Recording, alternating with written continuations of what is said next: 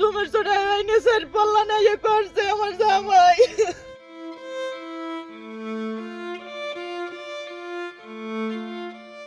জামাইকে টাকা না দেওয়ায় শ্বশুর অজেদ ভান্ডারের পুকুরে বিষ দিয়ে সবগুলো মাছ মেরে ফেললেন জামাই। শ্বশুরের পুকুরে জামাইয়ের এমন বিষ প্রয়োগের দৃশ্য দেখে কান্নায় ভেঙে পড়েন অজেদ ভান্ডারের স্ত্রী কন্যারা।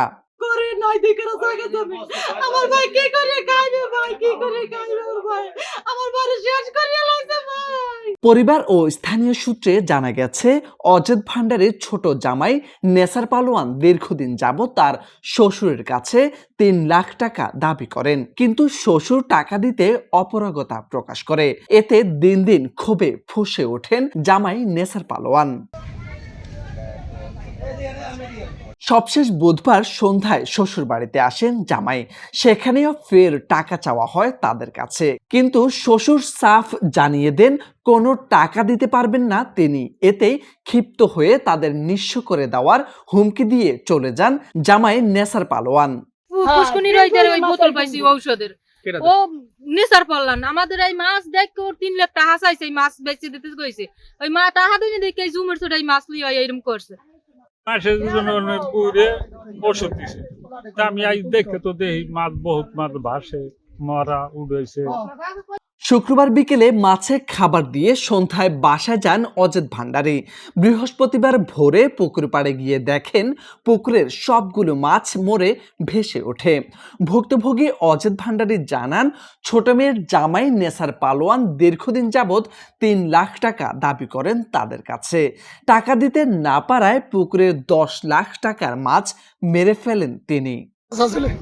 এই 10 লাখ টাকার মাছ দেখে বাজান আমার টাকা চাইছে, 3 লাখ টাকা চাইছে। টাকা দেন লাগতি না আমার এই মাছ বেচা। আমি চাইছে জামাই আমার এই নেশার পারলাম, আমি কেছি না টাকা দাম জানি মাইয়ের লিখে মারছো টাকা লিখিয়া এই বাজানে কালকে আইন দিয়ে গেছে এই ওষুধ দিয়ে ফুইরে এই বাজান এই মাছ আমার রাত্রের মধ্যে শেষ।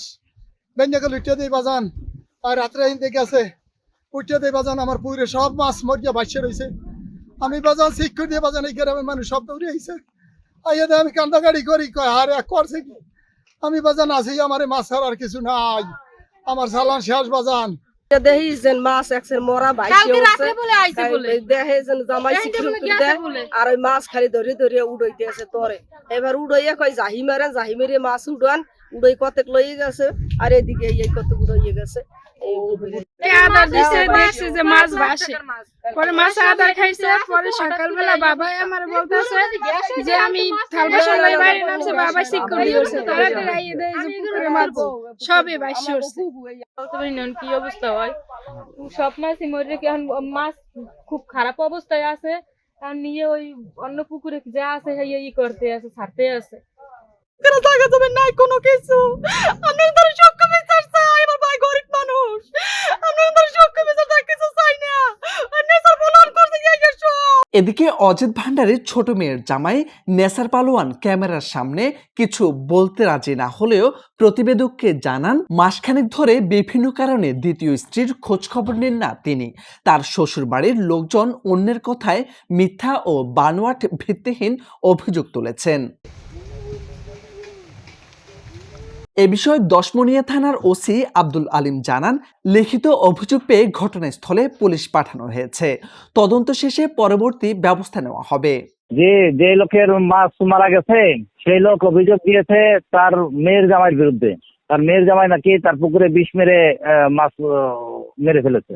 এই সংক্রান্ত অভিযোগ পেয়েছি, আমরা মামলা নিচ্ছি। মামলা নিয়ে আইনগত যে ব্যবস্থা নেওয়ার সেই ব্যবস্থা নিচ্ছি। পটুয়াখালীর দশমিনা উপজেলার মধ্য আরজবেগি গ্রামে এই ঘটনা ঘটে। বৃহস্পতিবার সকালে পুকুরে মাছ ভেসে উঠতে দেখে চিৎকার করে এলাকাবাসীকে জানান মৎস্য ব্যবসায়ী অজেদ ভান্ডারী। মোর্শেদ আলম, সময়ের আলো।